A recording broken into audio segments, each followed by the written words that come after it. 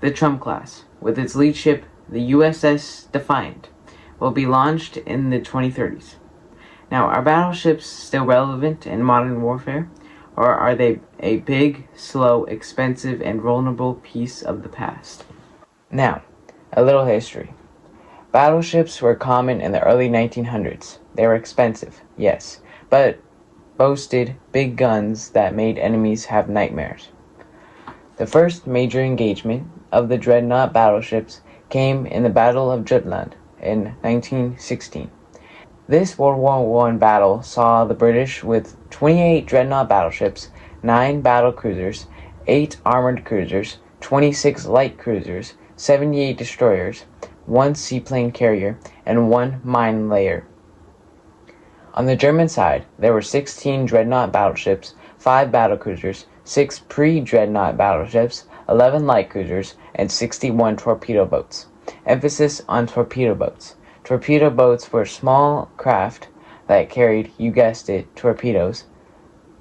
These boats were deadly to big, hunky battleships because as they had a bunch of weapons, they were slow and couldn't keep up with fast-paced, small targets.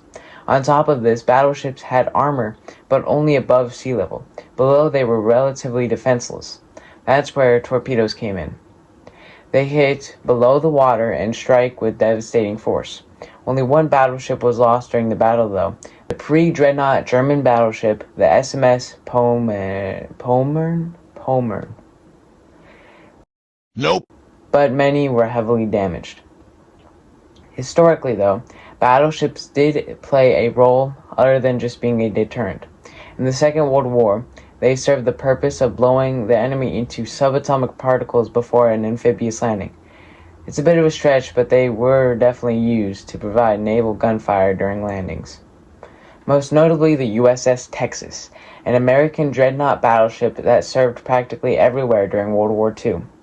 Being the only surviving dreadnought battleship, it served in North Africa during Operation Torch, Normandy during D-Day, southern France, Iwo Jima, and Okinawa.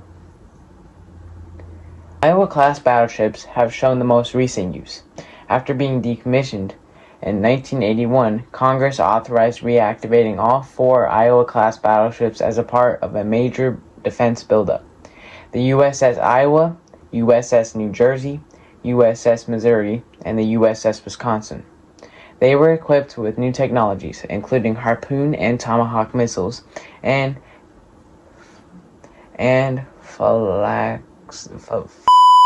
most notably, the USS Missouri and Wisconsin supported Operation Desert Storm in 1991 in Iraq.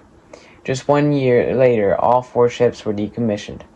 So as you can see, in America's latest notable operation, Desert Storm, battleships were used. But warfare has changed. As we've seen in the Russia-Ukrainian war, drones are becoming an issue. Drones have shown to be a cost-effective way of dealing a great blow to the enemy. Take Ukraine's recent actions into account. Ukraine has recently used unmanned sea drones to sink a Russian warship. This is a big concern. The Trump class, that will be a huge 40,000-ton displacement costing $10+ billion, could be wiped out by a $200,000 drone. But they are taking this into account. The Trump class will boast 2 Ram launchers, 4 30mm guns, 4 Odin lasers, and 2 counter unmanned aerial and sea drone systems. A Ram launcher, rolling airframe missile, is a launcher that can deploy RIM-116s, a supersonic, lightweight, quick-reaction, fire-and-forget weapon designed for defense against anti-ship cruise missiles. Odin, or Optical Dazzling Interdictor Navy, is a directed energy laser-based weapon system installed on destroyers to counter UAS, or unmanned aerial systems, by blinding their sensors, preventing them from targeting ships. It was first installed on the Arleigh Burke-class USS Dewey. 2 counter unmanned aerial and sea drone defense systems that detect unmanned aerial or underwater drones, track them, and eliminate the threat. The ship will carry Surface Launch Cruise Missile Nuclear, SLCMN, 12-cell CPS systems, which means Conventional Prompt Strike, which is a missile that is going to be hypersonic. real hypersonic, not a fake Russian one, that is also going to be integrated on the Zumwalt-class destroyers and Virginia-class subs.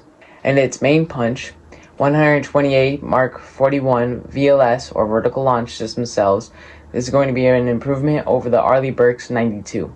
These cells can carry missiles like the SM-2, SM-6, SM-3, and more notably the Tomahawk cruise missile that can deliver a dose of freedom from over 1,000 miles away. The Trump class will also have two 5-inch guns compared to Arleigh Burke's one. It will have two 300 kilowatt or 600 kilowatt lasers. At this point, I don't know where it's going to get all this energy from, as it's also going to have a 32 megajoule railgun. This is really giving me Star Trek vibes. I mean, USS Defiant, railguns, lasers. But shut up, Wesley. But shut up, Wesley. It will also have a Spy 6 sensor system similar to the Arleigh Burke, but will have more room for it. It will have a landing pad and hangars for vehicles like the V-22 Osprey. And last but certainly not least, it has space for upgrades. Take the Gerald R. Ford Supercarrier class, for example. It only uses half of its power to make room for future technology. This is what's going to happen with the Trump class. Maybe not energy-wise, as it's a 40,000-ton displacement tank that is going to exceed 30 knots and have energy for a railgun and multiple laser systems. But space-wise, it'll likely have room for future VLS systems. So, is the Trump class just a waste of money? Or is it well spent? Let me know in the comments below.